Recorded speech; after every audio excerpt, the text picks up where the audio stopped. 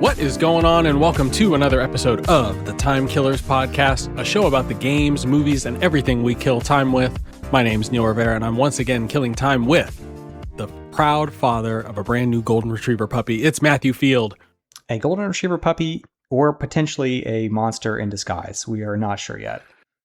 I can only imagine the chaos that has engulfed your life. Turns out that, maybe instead of a Golden Retriever puppy, you might have yourself a pal on there. We're talking about Palworld, which just launched in a full 1.0 release.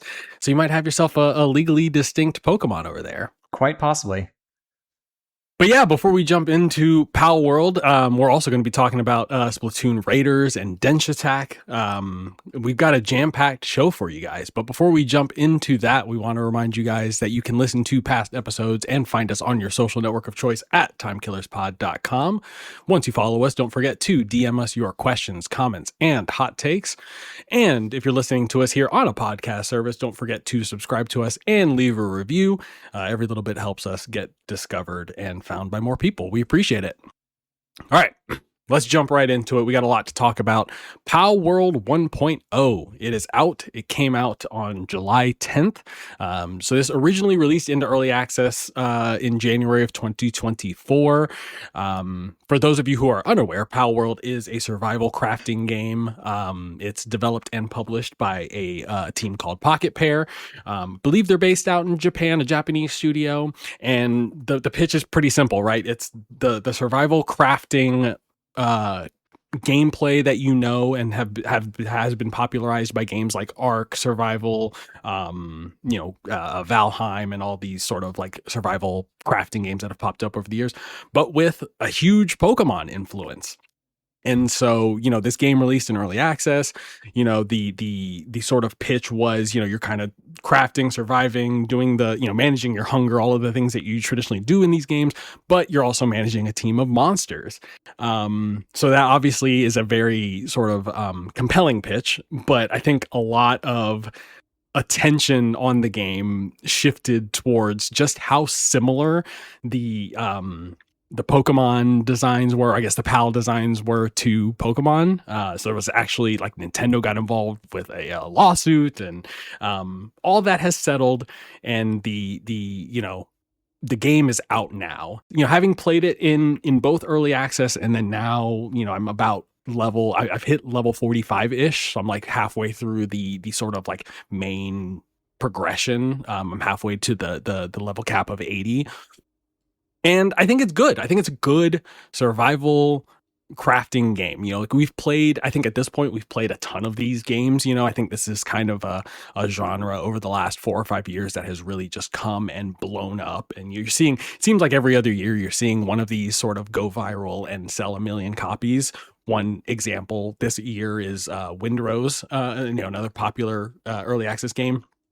And so Palworld has kind of tapped into that sort of, like Pokemon fatigue in a way that, I think a lot of people who like are longtime players and enjoyers of the Pokemon series have found that there really isn't as much innovation and change that like speaks to the older players that are playing it. They're still very kid focused, where I think Palworld tries to step in and be something a little bit more adult oriented with that survival focus.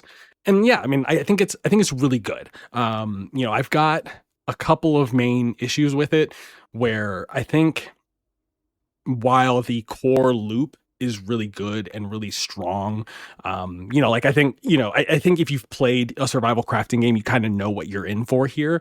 But I think the way that they layer in the Pokemon, or not, I'm going to say Pokemon, I'm going to get them mixed up, but the pals, the way they layer in the pal management and, how they can help you do tasks around the base, help you obviously out in the open world. I think all of that stuff mixes really nicely, and it kind of adds a level of strategy and planning that you don't see in a lot of these games. A lot of it obviously is contingent upon you doing the work, right? Like mining the ore, smelting the ore, crafting the items. And in this, like, you can kind of delegate tasks to your pals, which is really cool. But going back to some of the concerns and the gripes that I have with it is I feel like this is one of those games where it just felt like their priority was padding it out with content. Um, like I said, I'm halfway to the level cap of 80, and like I think one of the biggest, not complaints, but one of the biggest things that I've noticed is that there's just simply a lot of items that I'm unlocking and either just not engaging with, like entire systems that I'm not engaging with, right? Like there's butchering, there's breeding, there's all these things that you can do with your pals. You can craft them medicine, they can get sick. Lots of different systems going on here, in addition to the sort of traditional survival crafting things that you're used to doing. But a lot of them feel sort of tacked on and ultimately don't feel necessary, or like like really necessary for you to engage with to get the most out of the game, or like to avoid like running into any sort of difficulty spikes. And I think speaking on those difficulty spikes, like the fact, like I think one thing that sort of not frustrated me, but like turned me off the deeper I got into it, is that it kind of is always, progression wise, is always pushing you towards like the next big item. So it never really feels like the stuff that you're crafting and using has much longevity. You're kind of always getting funneled and pushed into the next thing. And a lot of times you may not even engage with it. So that being said, I've put about 30 hours into the full release. I'm having a good time with it, right? Like the exploration is really good. Like I mentioned, the survival crafting stuff is great. The PAL management is good. So all in all, I think it's really good, but I would stop short of calling it like the best survival crafting experience that I've played. Yeah, I think we played this together back and when it first released in early access, which hearing you say this was 2024 made me do a double take, because I feel like this was just like last spring instead of 2.5 years ago, which is wild to me. But I digress. Yeah, I think that this, this hit a crucial cross section of fans, which is those that are fans of the survival crafting genre, which is like the kind of most in vogue indie genre at the moment, I would say, crossed with the people of a certain age who have a fondness for Pokemon, and kind of like blended those two things together in a way that, obviously like Nintendo or Game Freak would be unable to do with their own IP. Yeah. And it felt really good. It felt like, obviously, like there was a lot of it was like a tongue in cheek element to it. But it all was well crafted enough to feel like worthwhile, and like it was actually something worth engaging with. So I did enjoy my time with it as well. I have not gone back to play it since it hit 1.0, or really I revisited it like during any of its additional early access releases. And based on what you're saying here, it sounds like they've taken the sort of Crimson Desert approach to their design here as they went through early access, which, rather than kind of expanding the depth of the systems that they have there, they may have gone wide instead of furthering what they had. So talk to me a little bit about like what the mechanics specifically have evolved since that early access release, and like are there any that work that you do think that were meaningful additions since that first early access?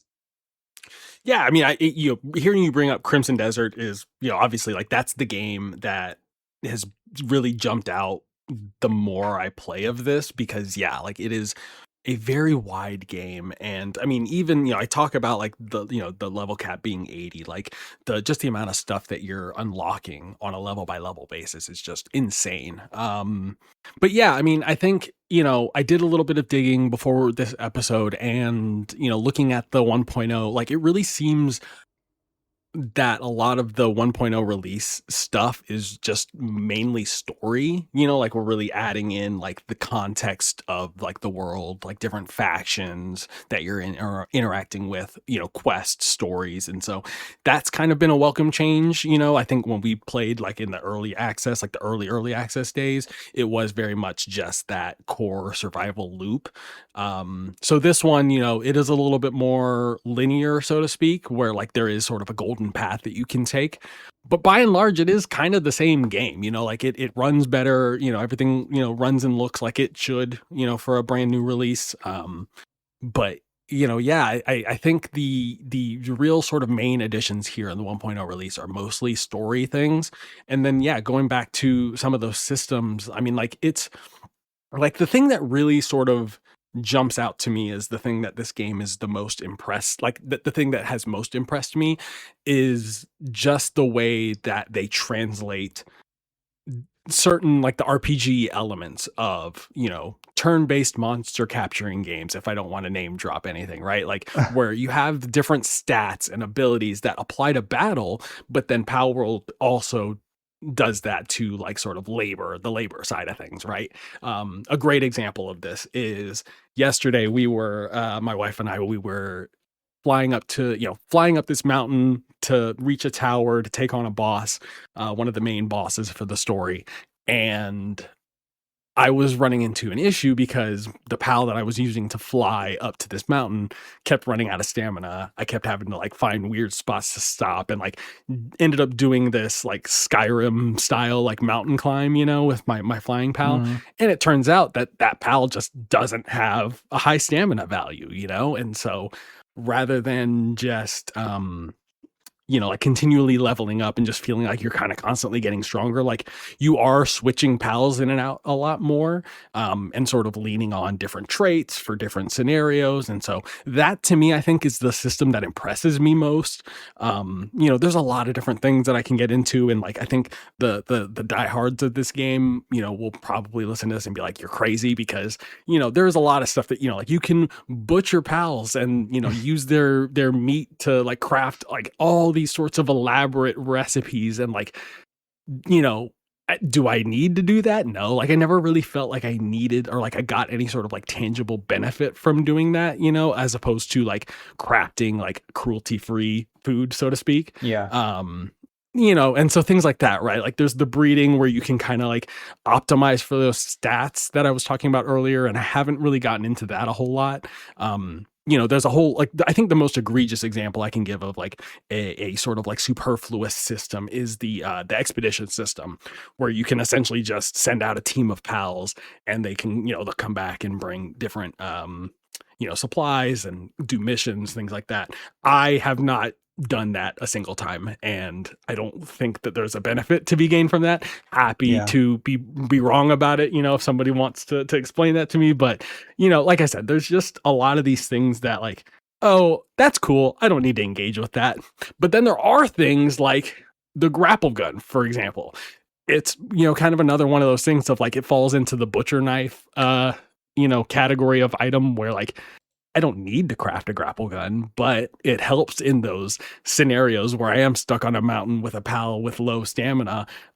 So, I don't know, like, part of me, like, I do go back and forth between, like, there's too much of this game that is unnecessary, but then there are these moments of, like, man, it is really cool that this game lets me do this. So, I think it is towing that line. And I think it does toe it a little bit better than something like Crimson Desert did, where that just felt massive for massive sake. Mhm. But yeah, I do wish there was a little bit more restraint. Yeah, I mean, and some of this stuff, maybe, like, for the real diehards, like you say, that end up getting to the max level and into the end game, they're gonna want to kind of chew on this stuff more than you do when you're going through, like you said, like, the golden path, leveling up and seeing the story. I did want to ask, I mean, you said that most of the stuff that they added here was, like, story related. Is the story any good? Like, is it worth paying attention to, or was that kind of effort that they put into that maybe better spent working on something else? It's got the same problem that Crimson Desert does, where it's just the localization is just not good, So, like, I feel like there's probably good stories, compelling stories that they're trying to tell, Mm-hmm. but it's just getting buried underneath, weird translations and things that don't always make sense. And so, yeah, I mean, I kind of just find myself, skipping through a lot of the dialogue. A lot of the quests that they introduce are literally just go talk to this guy and go to this location on the map and find like a note and like go back to the guy who gave you the quest. So it's like you're not really going out and like doing quests for people.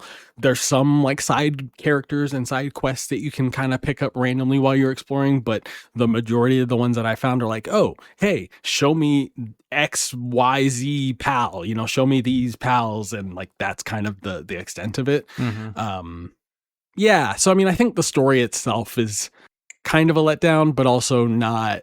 I don't think that's like why anyone is playing this game, so to speak. But if you are looking for something akin to like a Pokemon game where there are, there's gym battle, like they're clearly like using that sort of framework and structure, but then just putting their own sort of twist and spin on it. And like, the boss battles are really cool, and the different areas that you explore are cool. But yeah, by and large, like the story is kind of nonsensical to me.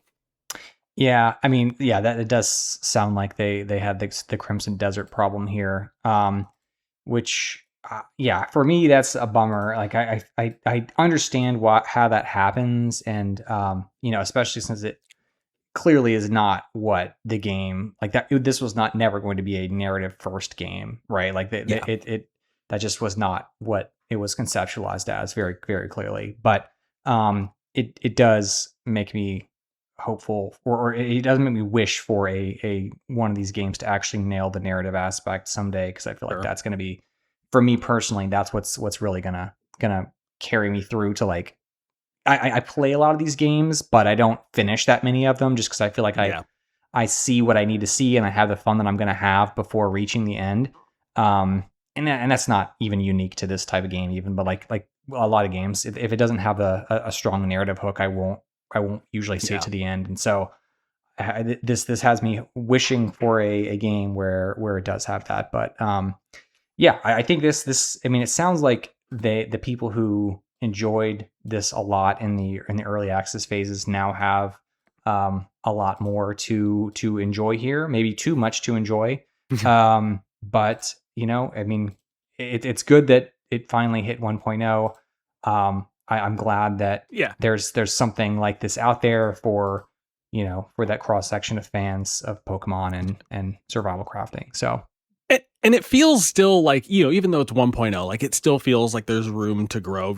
I haven't really touched on like the open world stuff. It's got like Breath of the Wild light exploration, and I still think like that's probably the one area of the game that I think still feels like a work in progress. Like I think the world itself is pretty empty, apart from like the odd like settlement, the odd, for how big it is, same thing that we talked about with like Crimson Desert, and I think a lot of the issue that this shares with that is that like there's a lot of scale and there's a lot of size, but there's not a lot to sort of justify it being that big. Right.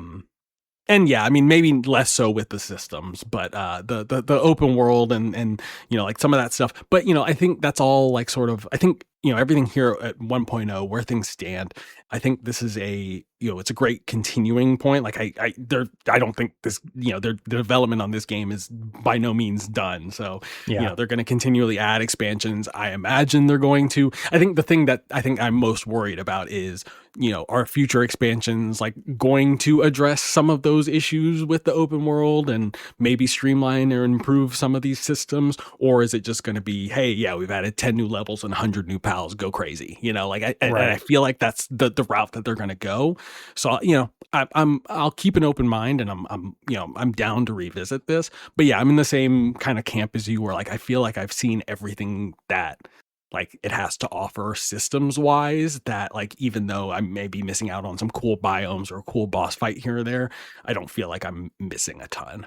I do want to address the sort of like Pokemon pal, like sort of like the controversy, so to speak, where there was an actual like litigation that Nintendo was planning, and like was, they said something along the lines of like they were looking into their legal options, and ultimately it went nowhere because and granted, I'm not a legal expert. I don't know, like IP law like that and what constitutes plagiarism, but the allegation was that a lot of these PAL designs seem to have been very, very similar to existing Pokemon designs and may have even been like directly inspired by them. And I think the one of the things that I noticed immediately when I booted it up in 1.0 is that like a lot of that isn't the case anymore. So I think it's Mm-hmm. kind of a situation where either the threat of litigation or just sort of the conversation around the game sort of motivated them to sort of get things in line for this 1.0 release. And maybe like you sort of alluded to earlier, like they were kind of just leaning into that notoriety and stuff just to kind of get attention for the game, which obviously has worked. So, but yeah, I wanted to at least address that and say that like for those of you who were like on the side of, oh yeah, they're totally ripping off Pokemon, like I don't think that's the case anymore. I don't really think that there's any sort of claim. I think, genre wise they're completely different, and then the designs of the pals was like the only point of similarity that you could draw between the two, and I think that's gone now. Yeah, that's interesting because there were a couple like when you sat them side by side. Yeah, that PAL kind of looks like a Pokemon. But Yeah. when you're talking about like hundreds and hundreds of Pokemon, hundreds of PALs now, like there bound to be some that where the design like sort of aligns. Like you strike upon some common themes. And yeah, it always felt more to me like the similarities between the PALs and the Pokemon was more drummed up kind of by the fans than like anything in the way the game was directly marketed. I felt like it was just more of a reception to it. Because I mean, there's it's not just Pokemon. Like there are other kind of monster capturing games out there. Pokemon's just the most notable one. So yeah, I agree that there's probably not enough here. It never felt to me like there was enough here for sure for them to, warrant shutting this game down or anything. But it is nice that they've at least, removed some of the ones that maybe crept a little bit too close to that legal line. Yeah, for sure. There's still some that I think there's, you can make an argument here and there, but there were some where like the sort of like frame of the PAL was like almost the exact same as like a Pokemon that it was inspired by, and that doesn't seem to be the case. So yeah, good on them for at least cleaning it up and making it look a little bit distinct. And to their credit, like I think the overall like art direction and the sort of design for all of the pals and even the characters themselves are really good. I've got some issues with like the textures. Like I think the textures look kind of cheap, and like it's still kind of weird. Like when you shoot, like when you kill a pal, like you just kind of see their lifeless body still like just kind of rolling around. So like it kind of it doesn't, I never got that sense of like that feeling of attachment to them. Like they've always felt like sort of disposable. And I think that's just kind of the nature of the game, like they're not asking you to sort of build relationships with your pals. Like they're just kind of tools for you to use. But yeah, I think the art direction is good. But yeah, like there's just like a weird element to just, yeah, like killing your pals like sort of mercilessly and watching them like ragdoll around lifelessly. Yeah, it's definitely unsettling compared to what you there's a shock value there that you get that you don't like if you're only coming from Pokemon or whatever. There, it's definitely like the first time you see it, it is like, whoa, that's not used to seeing that kind of thing. But yeah, that's definitely one huge difference that sets it apart, obviously. Yeah. One last thing I wanted to touch on before we move on from Palworld is that I've actually, I've been playing this on PC. And I've been playing with my wife and my daughter. We set up like a dedicated server, got everything going. We own 2 copies of the game, but really like what I'm trying to get at here is that it's been an interesting sort of examination or a study of the like Steam family ecosystem. A couple of weeks ago, we talked about like affordability in gaming and just how like with rising console prices, things like that.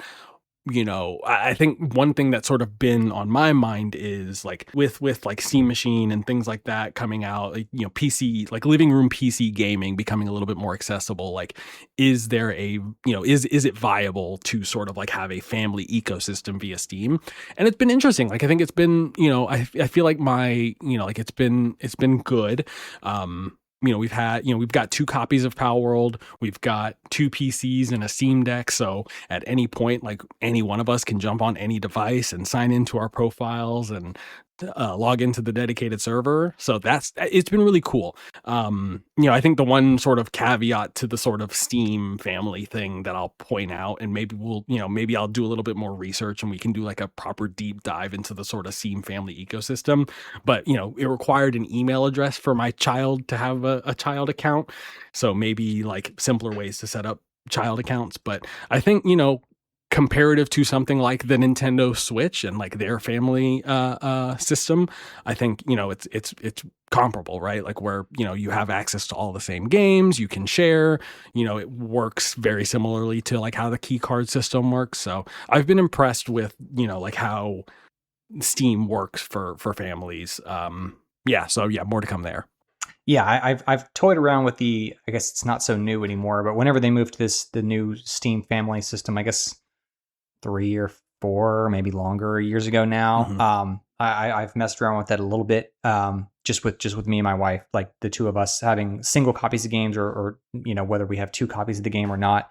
And it's always like allocated the one. If we only have 1 copy, it's always allocated it correctly, and so not quite the stress test that you've put it through, but I think it seems to work pretty well. That's a weird note about the children account thing. Although to be fair, I think that's a problem that nobody has really solved very well Yeah. from what I gather. Like I don't think even Apple like on iOS like doesn't handle children stuff very well in terms of like permission. So I think that's just a dicey or a tough to get right space for whatever reason. And but broadly that the Steam system seems to work pretty well.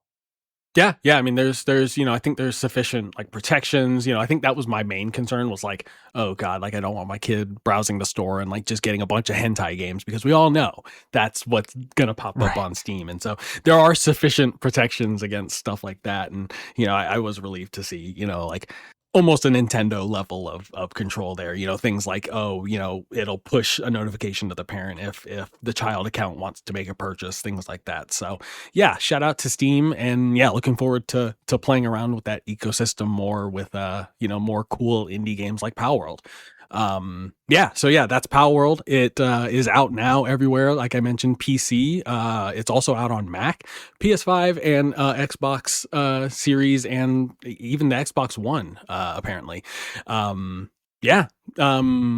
on, we're going to talk about another shooting game, but this one a little bit different. It's Splatoon Raiders. This is the spin-off game, the popular Splatoon franchise. It's hard to believe it's been 12 years since the first Splatoon release. Like, this is a bona fide like Nintendo mainstay franchise now. This released just last week, July 23rd. Nintendo Switch 2 exclusive. I have played it. I have rolled credits on it, and it is great, man. It is a really good time. A little bit of background on me and Splatoon. I dabbled with the Wii U version. I never bought or owned a Wii U, but dabbled with it, immediately knew it had the sauce, bought Splatoon 2 on Switch, bought Splatoon 3 on Switch. Like I've been a pretty dedicated Splatoon player since they've started coming out on the Switch. And I think I think the one sort of criticism you can levy against that series is that, like, as a multiplayer only sort of thing, it's doesn't it's not going to appeal to everybody, right? Like, not everybody is going to go on there and be willing to throw down with the sweaty Splatoon players. And believe me, there are sweaty Splatoon players out there. So this was kind of a welcome development for me. The Splatoon 2 had a DLC that was was kind of like their first foray into single player content. Splatoon 3 released with a standalone single player campaign, and then I believe they also added a separate one via DLC as well. And so they've sort of been priming the pump for like, what if we did Splatoon but single player? And so that leads us to Splatoon Raiders. But instead of instead of it being these sort of like open multiplayer maps and matches, they've gone the looter shooter route. So you're going through, different levels, different dungeons, different dens. You're looking for treasure. You're fighting against the Salmonids, which is the, like the race of enemies that they introduced in Splatoon 2 with the Salmon Run mode. And it plays like, I think, if you're familiar with the Splatoon gameplay, like it's just so fast and fluid and like, spraying down the all your ink, using all the different, variety of ink weapons. Like the weapons are so cool and unique and everything is like sort of paint oriented, but then moving around through the ink, the way that, moving through the ink recharges your ammo. And so you're constantly balanced between being up above ground and shooting and then being below ground and swimming to both navigate and replenish your ammo. I think that lends itself really, really well to, like a looter shooter type of setup here. So, I've played through it. I've rolled credits on it, but there's still a ton, just an absolute ton of, end game content for me to go through. So I imagine this is one that I'll be playing for a good long while. That's good to hear. So for my history with Splatoon, I have played probably a grand total of about 10 minutes of this series altogether. I've never purchased one of the games myself, so I've played, like a small bit of a couple, or maybe like one match, or just basically messed around with one or two of them. I think maybe Splatoon 2 and the original, I think.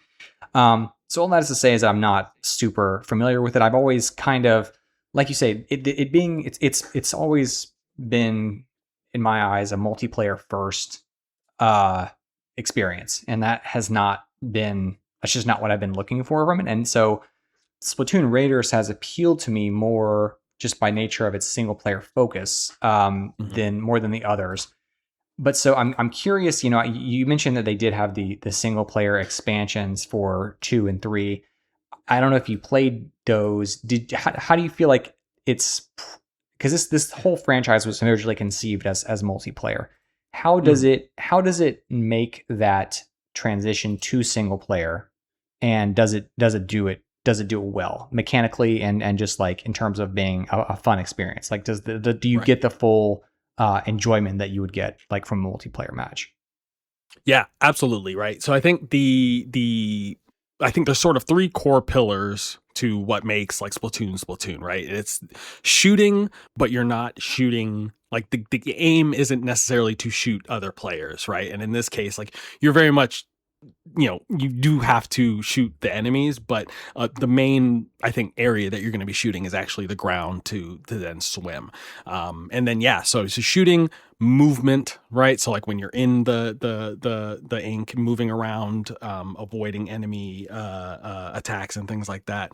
And then, really, I think what really sets Splatoon apart, or like really kind of gives its like own unique flavor, is like the sort of like style and the vibe of it all. So to answer your question, I never really played the single player Splatoon, previous, like the campaigns.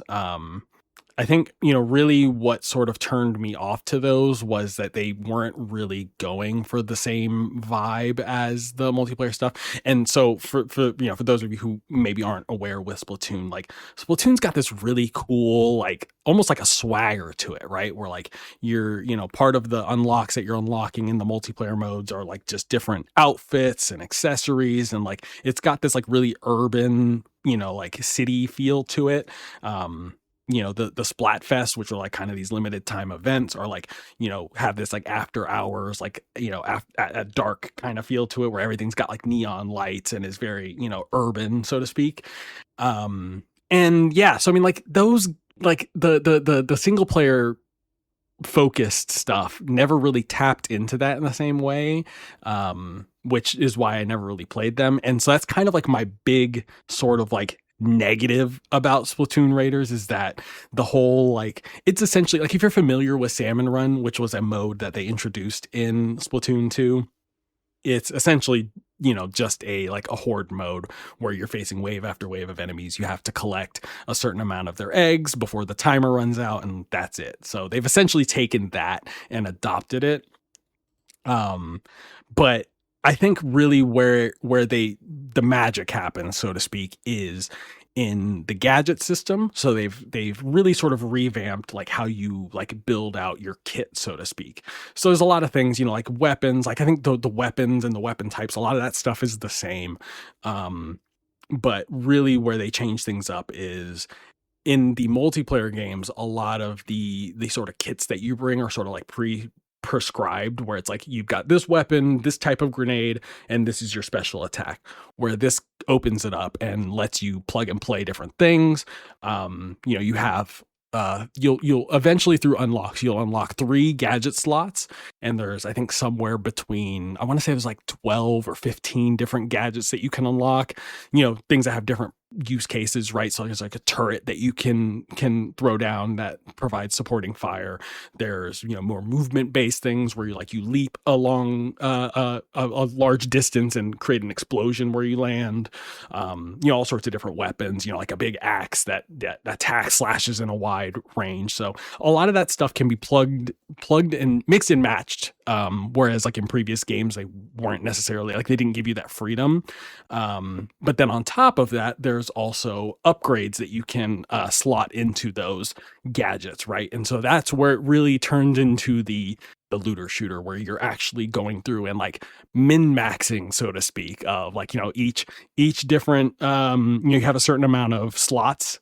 So think something like, how Near Automata did their upgrade system, where like you have a certain number of, like a limited amount of space for you to like slot in items or like different perks and upgrades.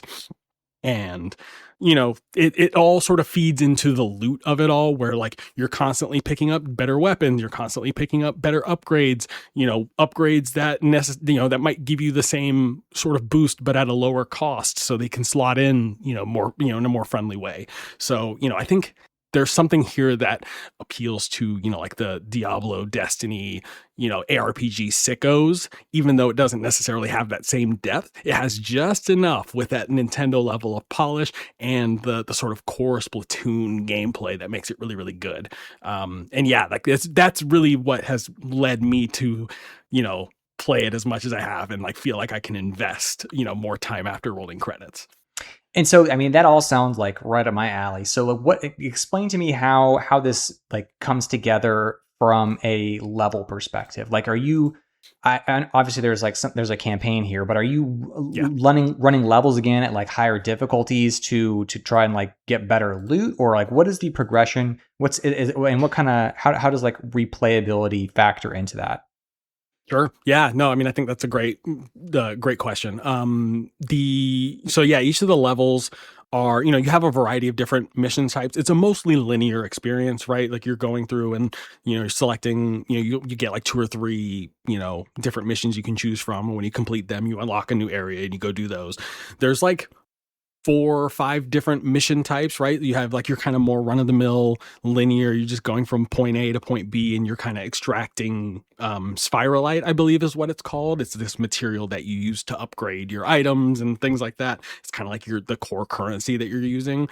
Then there are some that are like more instanced runs. I think they're called the dens, where like those are more similar, if you're familiar with the Salmon Run mode, where it's just a bunch of enemies. You have like 90 seconds, and you have to hit a certain threshold of eggs collected.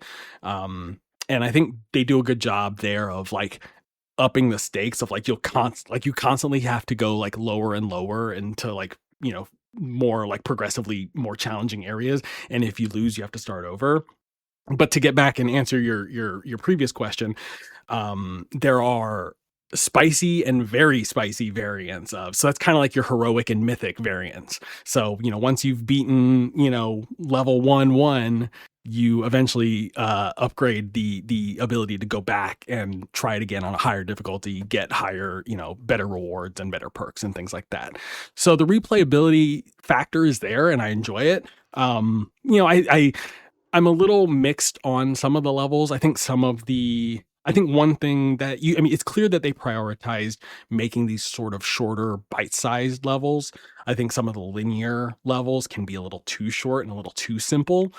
And I don't know how I feel about like the timed element on the more challenging, like the dungeons, the dens.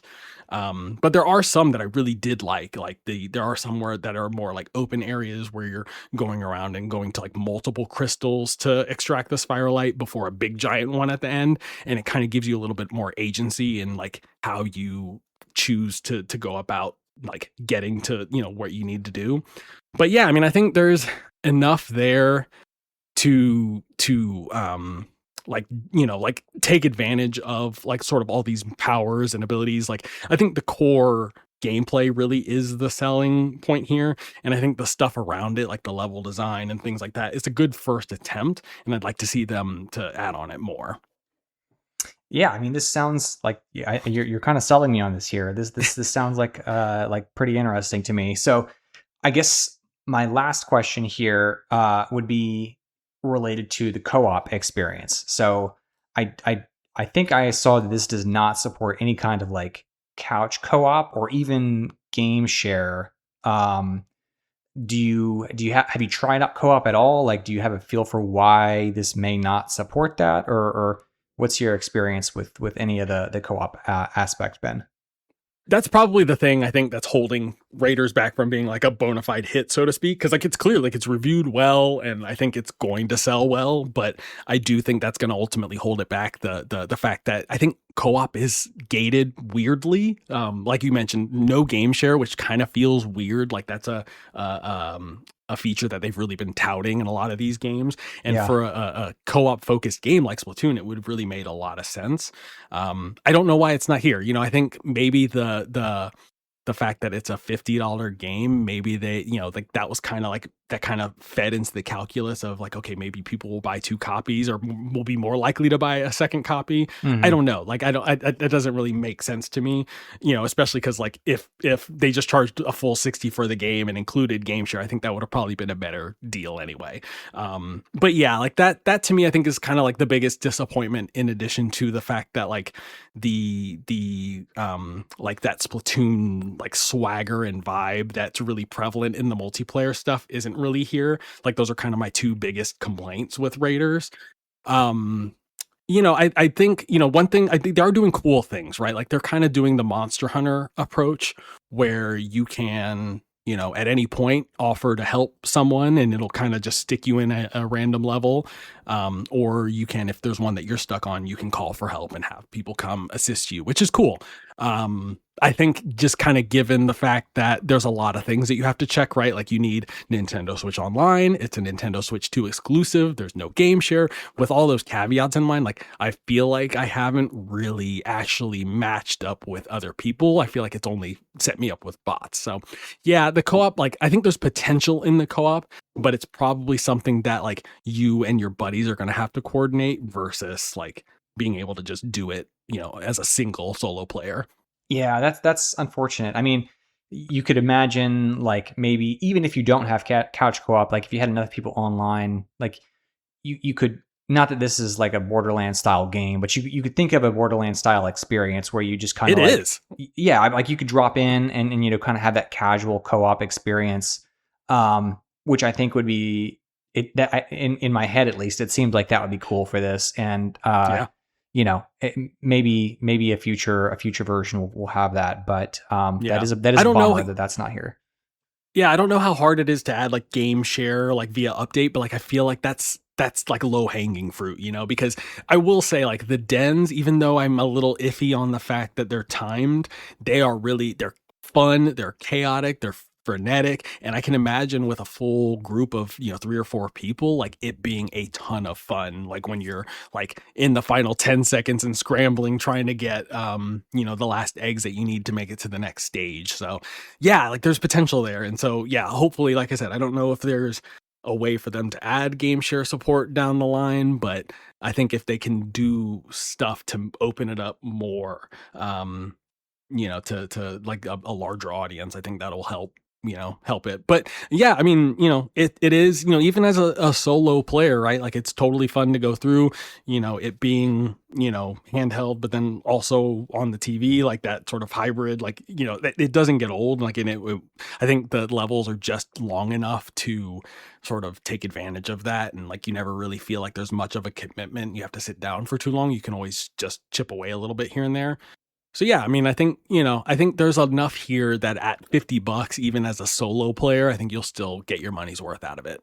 Well, cool. Yeah, I mean, this sounds like a winner. I think, yeah, I'm definitely more interested in checking this out now, having talked to you about it. And yeah, maybe not that this fall is going to have any shortage of great games, but maybe I'll try to squeeze this one in before the end of the year.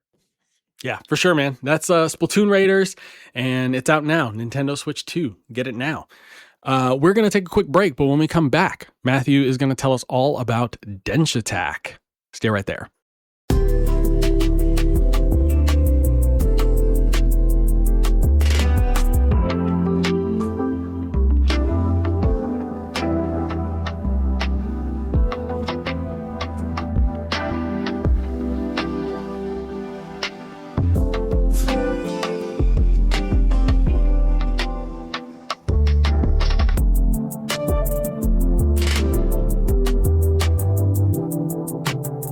And we're back.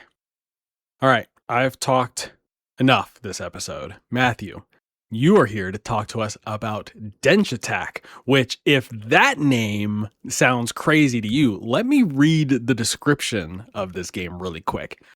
Flip, trick, and grind your train in a fast-paced, off-the-rails ride through a colorful Japanese dystopia. Outmatch rival gangs, wreck a shady megacorp, and take back the tracks with nothing but skill, speed, and style. So, Matthew, you've been playing Denshattack, the dystopian skateboarding train game that's out now. What can you tell me about it? Yeah, I mean, it's a weird concept for sure. I think, I mean, for as weird as it sounds, once you get in and start playing it, like you quickly buy into what they're selling here. Yeah. It's not, for whatever reason, they just immerse you into the world, and you're like, okay, like this is what we're doing. We're riding a train here, and it can do tricks. Like I'm in. Like there's not much of a logical gap that it didn't take me any time to kind of get used to it. So if that's what's blocking anybody from like checking this out, I would say maybe push past that, because it was not an issue for me at all. I was being a little bit facetious, because it doesn't take long to get what this game is going for by any stretch of the imagination. Yeah, you are a skateboarding train, which is awesome. So yeah, what do you think about it? How far into it are you? And yeah, what are your thoughts so far? I like it a lot. I think it's a lot of fun. I'm probably, I would say like 5-ish, maybe a little over 5 hours in. I don't think it's supposed to be very long. Maybe 9 or 10 hours from what I've read. So yeah, I would say I'm like a little over halfway through ish. And yeah, I mean, so the first thing I'll say, I'll get this out of the way first, is that this game is more difficult than I expected it to be. I don't know what I was expecting, given the whole premise, but I was not expecting it to be as difficult as this. And I should also say that I am just not very good at these kind of games. Like they describe this, like the studio itself, Undercoders, describe this as Tony Hawk, but you're a train. And the Tony Hawk games I enjoyed a lot, but I was never somebody who was going to be great at like chaining tricks together and like doing all the advanced maneuvers and getting high scores and stuff like that. Like that wasn't me. I was playing to just kind of like have the experience and chill and like, maybe pull off some decent moves. It was more about the vibes for me. And this game does have the vibes, but it also demands a certain level of like technical competency from you to play it. Like to succeed. And that has kind of been where I've butted up against it a little bit. And actually, I would be further in this game if not having completed it if I was not stuck on one of the levels. Yeah. So, and there's no difficulty levels that you can adjust as far as I've been able to find. Which I would say is like that is everything that I've played I liked a lot. But this is like the bummer that keeps me from being able to give it like a full endorsement. Again, I don't claim to be a great player of these games. I'm not very good, but when I'm stuck on a level and I'm not even getting close to the score total that I need, and I'm like studying the trick dictionary in the menu, you've basically lost me, unfortunately. Yeah. So let's dive deep into that, Yeah. right? Like, so like clearly, it's on rails, literally and figuratively, for the most part, right? Like there's some sort of like sequences where you're flying through the air, but for the most part, like you're doing grinds and jumping and, jumping between rails and stuff like that. But like, what's talk me through like the tricks that you're doing here and like what you're like, when you talk about like the different, like the library, like what kind of tricks are you doing? These are all basically skateboard tricks. So like you're doing like standard Tony Hawk fare. You're doing flips, you're doing like grinds, you're doing ollies. Like they're named essentially in order, like even like the 540, 720 nomenclature that you get with like skateboarding tricks. It all pretty much follows what you would find there. So like from a naming perspective and what you're doing and what the train is doing visually, it all kind of aligns with what you would expect from like what a skateboard would be doing if a person was riding it, essentially. The outside of the tricks, like you're not just not every level is just going for a high score. In fact, the levels are broken down into like various different objectives. There's some where you are like racing against other people and you've got to finish first. Like you either got to like knock all the other trains off of the level or just like finish in front of them or finish in the top 3 or something like that.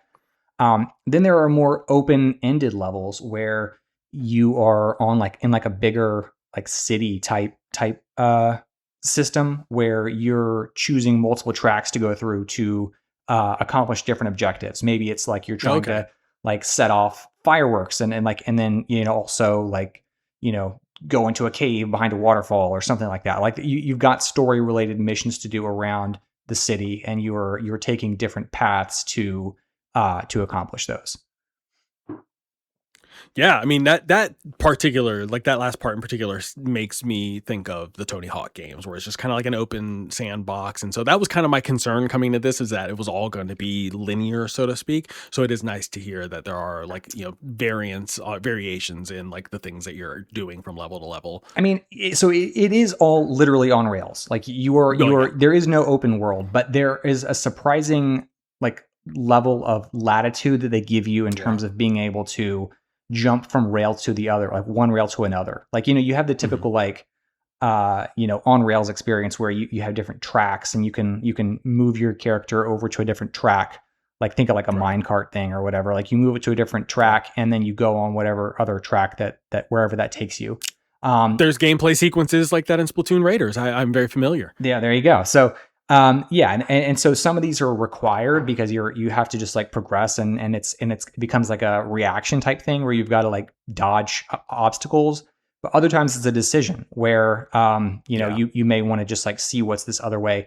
There are some hidden exits to levels that will open up different spots on the map. I have not found very many of those, but like that adds like a replayability aspect to it. So like you can go and try to find a hidden exit to unlock additional stuff. So I would like, the way I would describe it is that generally it's kind of like a virtual version of Bop It, where they're constantly layering on, like the original Bop It was just like Bop It, Twist It, Pull It or whatever. There's like 3. And then the later ones kind of added like, you got up to like 6 or 8 different mechanics that you were having to react to as they come up on as they're announced.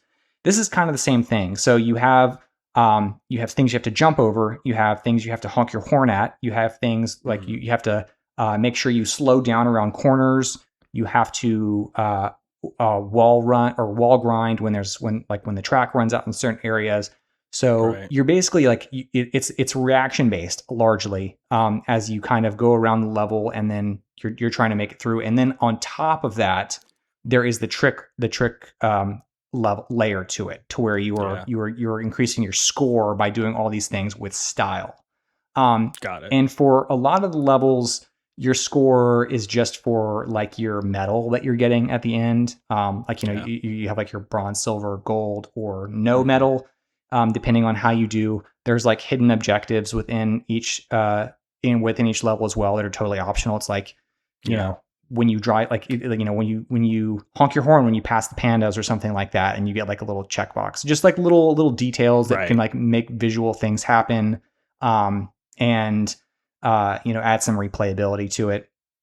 But like I mentioned, like there are certain levels where you do have to get a certain trick score within a Yeah. time limit. Ooh. And that's one of the levels that I'm ultimately stuck on. The time that they give you is, in my opinion, not nearly enough that what I would need to get the trick total that they are asking me to get. So Yeah. it's possible I'm just, again, bad at this, but alas, that's where I am. But Yeah. yeah, other than that, I had a lot of fun with it, and I've really enjoyed the kind of interesting mechanics that they've layered on top of each other. Yeah, no, that's cool because that was, like I said, like the main concern really for me was just like, okay, yeah, it's a skateboarding game, but like hearing you talk through like the wall grinding and the honking your horn, and like it seems a lot more involved. I can see where the sort of difficulty could start rearing its ugly head there. So yeah, I mean, talk me through the you mentioned the vibes of this game at the top. Like talk me through the setting, the vibes. Like it seems like, obviously the art, style here, like it's super anime, super colorful, just vibrant. It seems like just everything's just popping off of the screen. But talk me through it from your perspective. Like, what do you think of the sort of vibes, and then the setting, and if any like characters or anything stood out to you? Yeah, the visual design here is definitely one of the main selling points that's drew me to it. It is done in like a classic anime style, but notably, this is not a like Japanese studio. This is Yeah, a Spanish. I think they're from Barcelona. That they that are. that have made this game. So it's got you can, and knowing that they're from Spain, like there is a Spanish flair to some of it. One of the characters is from Spain. The game is set in Japan, but he's like he comes into the country from Spain, so there is an element of that to it. It's Hell yeah. all like all of the art here is fantastic. And I also think like the music is a real standout point. Like it vibes perfectly with the visual design and just kind of general vibe that the game is going for. Yeah. We didn't really just talk about the setup here, but it's basically you exist in like a post-apocalyptic, maybe not post-apocalyptic future, but like it's a future where most people live in domed cities because Mm. the atmosphere is like the country itself, the country of Japan itself is not inhabitable, or not, it's Mm. not considered safe, due to Hmm. like ecological reasons. And you are one of the people who live outside the dome cities. So these are all like you're going across tracks across the country outside of the domes, and you're encountering other people who are kind of like living outside of normal society. Um, Oh, cool. so the game is kind of split up into Mario style worlds where you are encountering different, sometimes they're gangs, sometimes they're just people that are from a certain area, and Hmm. you're working your way through them to kind of challenge their leader, and all with the goal of like becoming like the best Denshattacker in the country or whatever. And there are some really interesting character designs. I think I sent you one like last week or whatever. Some were totally over the top, but yeah, the characters are really fun. I actually wish there was more character stuff. Some of the optional things are like onsens, so like like bathhouses where you can go and have conversations with the people Love it. who end up traveling with you. um I think it's, as I gather, those are mostly optional, which is kind of a bummer. I wish more of that stuff was baked into it. I get that it does break up the pacing if you're there just for the on rails action, Yeah. But for me, I wish that stuff was at least available and not like having, yeah, you'd have to unlock it or whatever. So, but the stuff from what I've seen, it's very cool. I like it a lot. And yeah, going back to the soundtrack, you can look it up on like, Google, Apple, whatever, Spotify. The soundtrack is nearly 4 hours long of, Oh, hell yeah. yeah, of just like total bops. Like you cannot listen to the soundtrack and not bop your head. It's fantastic. Even if you don't play the game, I would recommend you go and check it out. Like it's just great. It's really a standout for me. Um, the last thing I'll say, kind of wrap my thought up, like this game, it lands in the summer, and I think it's a really good summer game. Like um, the vibes are really good. It kind of reminds me of last year's Wheel World, which Mm-hmm. did not make my top 10, but it's a game that I've that's stuck in my head a lot, and it was a perfect summertime game. Like there's some games that are just like have a season associated with them. Wheel World is one of those Yeah. games, and I think Denshattack is one of those games for me where it's a really good summer game. I mean, I wish that it had a bit more of Wheel World's kind of carefree, like laid back attitude with its regard Yeah. to like progression and like being able to just like complete the game, even if you're not, good at it. Um, so again, it's kind of a bummer that it does require such a high degree of competency at the mechanical level in order to proceed. But I think if you can get past that, and if you're actually either dedicated enough to get past the learning curve, or if you're just skilled enough to have it like that already, this is definitely one that I would recommend. Sweet. Yeah, this has been an interesting conversation because like I feel like I'm gonna play it. I'm gonna get around to it eventually because the aesthetic, the Spanish influence, the fact that it is inspired by those Tony Hawk games that I grew up playing and enjoying.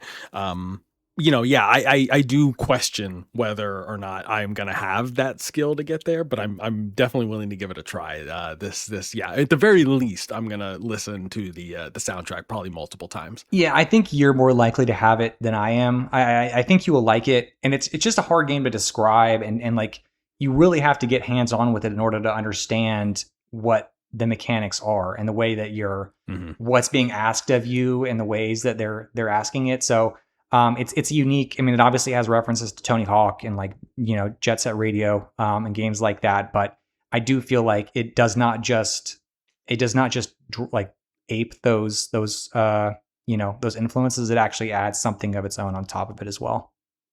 For sure. Yeah, I definitely get that vibe as well. That's Denshattack, y'all. It's developed by Undercoders of Barcelona fame, published by Fireshine Games and Bolt Ray Games, and it's out just about everywhere. Nintendo Switch 2, PC, PS5, and Xbox Series consoles. Only $20 too, and it's also available through Xbox Game Pass if you're a subscriber there as well. So lots of different ways that you can play it. I'm definitely going to check it out. But yeah, that's going to do it for our show tonight. Thank you guys so much for listening to us. Before we sign off, I want to remind you guys that you can listen to past episodes. Find us on your social network of choice at timekillerspod.com. Don't forget to DM us your questions, your comments, and hot takes. Do you feel like Palworld is the greatest survival crafting game of all time? Let me know, please. And then don't forget to subscribe to us either on YouTube or whichever podcast service that you're listening to us on. Don't forget to leave a review. It helps a lot and helps us get us noticed. Matthew, anything you want to say to the good folks at home listening before we sign off? Enjoy your summer. Enjoy your summer. May it be filled with skateboarding trains and maybe not so much maniacal golden retriever pups. But yeah, Matthew, we'll get an update on that on the next episode. For sure. All right, y'all have a good one. We'll talk to you later.